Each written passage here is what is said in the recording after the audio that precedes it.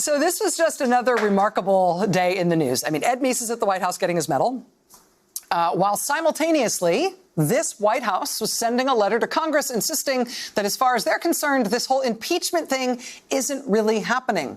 The letter was signed with an enormous signature from White House counsel Pat Cipollone today. Not so much a legal argument from the White House counsel as a political argument about how presidents don't really need to pay any attention to impeachments. It's a very Meesian argument about laws and other forms of accountability just not applying to presidents. I don't know if they timed this specifically to happen on the day when Ed Meese was in the House, right? Ed Meese, who claimed that presidents don't need to follow laws and their attorneys general don't need to preserve documents even when they're part of ongoing federal investigations. But this letter appearing while Ed Meese was in the White House getting a medal seemed particularly apt.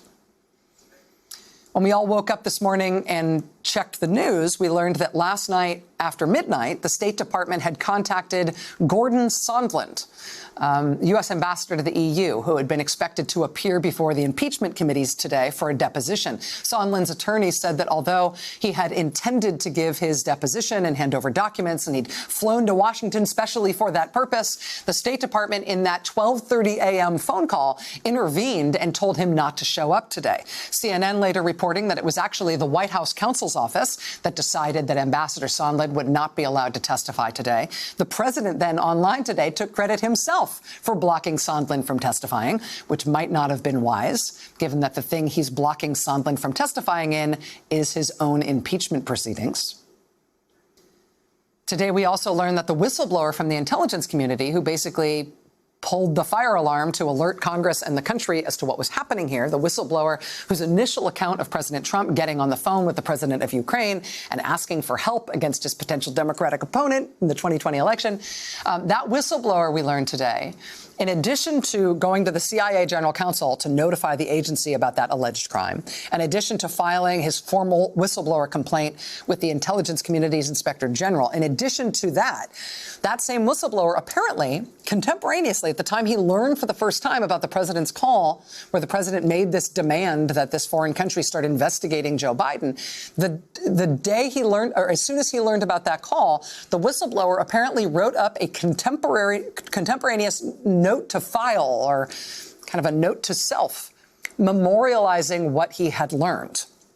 Fox News was first to report on this today. It was then picked up by ABC News and the New York Times and a number of other outlets. If you sort of piece together the different descriptions of that memo that the whistleblower wrote to himself as soon as he learned about what happened on that call, we get a pretty good idea of the general vibe of it.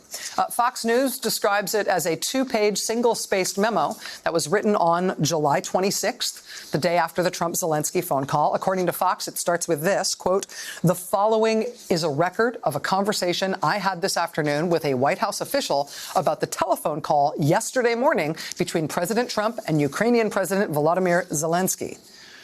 According to ABC News, the memo then states that the White House official who spoke with the whistleblower described the call as, quote, "crazy," quote, "frightening," and completely lacking in substance related to national security. Quote, "The official who listened to the entirety of the phone call was visibly shaken by what had transpired and seemed keen to inform a trusted colleague within the U.S. national security apparatus about the call." So after that conversation between the White House official and the whistleblower then says, quote, "I returned to my office and wrote up my best recollection of what I had heard." This is what intelligence and law enforcement people are trained to do, right? Then the New York Times has this. Purportedly quoting directly from the memo. Quote, "The White House official stated that there was already a conversation underway with White House lawyers about how to handle the discussion," meaning the discussion between President Trump and the Ukrainian president on the phone call. Because, quote, "in the official's view, the president had clearly committed a criminal act by urging a foreign power to investigate a U.S. person for the purposes of advancing his own re-election bid in 2020. Well, that memo from the whistleblower was reportedly given to the Inspector General of the intelligence community, who presumably used that memo as part of the basis of his own investigation, which we know led him to conclude that the whistleblower's complaint was credible and urgent. The Inspector General has now given that document to Congress as they continue to look into the whistleblower's allegations as part of these impeachment proceedings. And now that it's gone to Congress, presumably it is somebody in Congress who has leaked it to all these different media outlets. it does really put a spotlight on why the White House might desperately be trying to stop somebody like Gordon Sondland, this ambassador to the EU, from testifying in these impeachment proceedings as he was supposed to do this morning. I mean, we know from Sondland's own accounts and internal communications that he spoke to Trump right before the call with the Ukrainian president. That's the call in which at least some White House officials concluded the president committed a crime. We also know from Sondland's communications that have already been disclosed as part of the impeachment probe that he was the one specifically who was both in contact directly and personally with the president on this matter. And he specifically was pushing the Ukrainians not just to do this investigation into Biden, he was pushing for them to make a public announcement about it. I mean, if it was just a corruption matter, as the White House and some Republicans continue to insist, it shouldn't have mattered whether or not the Ukrainians were going to make a public statement about their investigation of Biden, right? They should have only cared that an investigation was underway.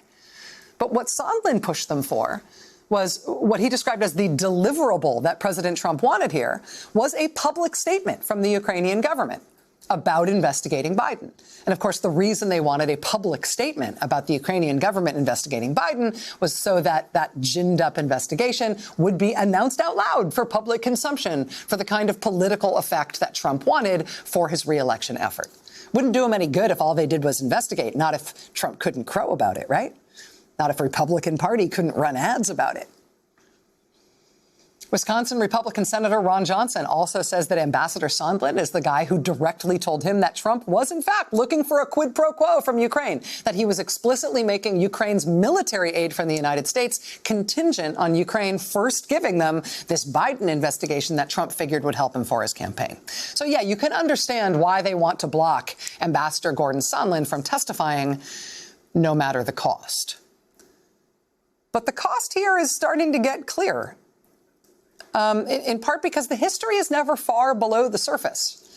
I mean, alongside everything else today, there was the Justice Department under William Barr arguing in federal court today to a federal judge that the Justice Department shouldn't have to hand over any evidence in its possession about these allegations against the president.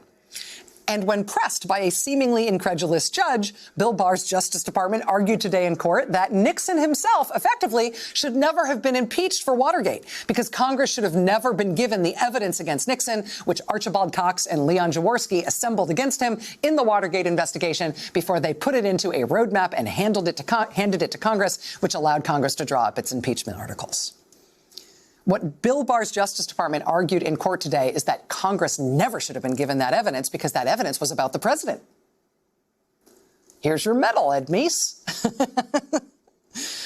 Judge Beryl Howell responded to that argument today from the Justice Department lawyer by saying, quote, "Wow, okay." As I said, the department, meaning the Justice Department, is taking extraordinary positions in this case. When a federal judge looks at you and says, wow, really? That's your argument?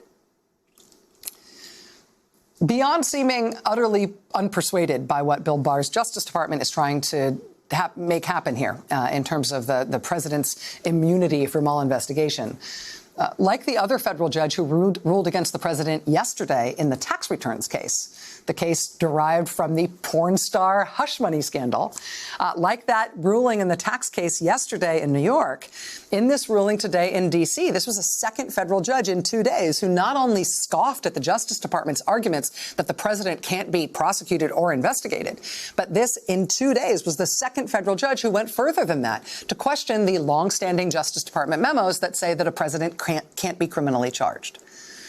So if judges are now starting to go at those Justice Department memos that say presidents are immune from prosecution, it's starting to look like the White House and Bill Barr might have bitten off way more than they can chew. So it's all happening very fast. It's all happening at once.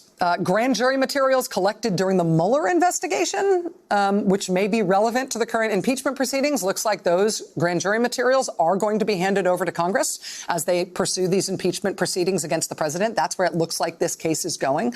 Some of the first disclosures from the Mueller report or from the Mueller investigation that Congress has been trying to get, including FBI 302 forms, so FBI records of interviews with various witnesses. Those forms are starting to be described to the court tonight because that judge today in D.C. ordered the Justice Department to respond by tonight in terms of their intentions in that regard. So this sort of dam is starting to break. and the Congress is starting to get the stuff they are demanding. The House also tonight moved quickly. After Ambassador Gordon Sondland didn't show up this morning, they've already issued a subpoena to him. So he's now compelled to appear. They say they want his documents by Monday and his presence in person for that deposition by Wednesday of next week. If the White House continues to try to block witnesses from these impeachment proceedings, the chairman of the committees leading the impeachment inquiry today made clear that, just as the first article of impeachment against Nixon was for him obstructing the investigation into his own behavior, trying to block witnesses and evidence from being handed over to Congress, they're being quite clear now that they're prepared to do the same thing against President Trump in this White House. They're prepared to draw up the same kind of impeachment article against President Trump. That was the Article 1 of the impeachment proceedings against Nixon. And it seems like they might be moving fast to make good on that promise. So, today will go down in the history of this impeachment as the day they gave Ed Meese his medal. What we all get out of this is the good news that irony isn't dead. Well, we'll be right back tonight. Stay with us. Hey there, I'm Chris Hayes from MSNBC. Thanks for watching MSNBC on YouTube. If you want to keep up to date with the videos we're putting out, you can click subscribe just below me or click over on this list to see lots of other great videos.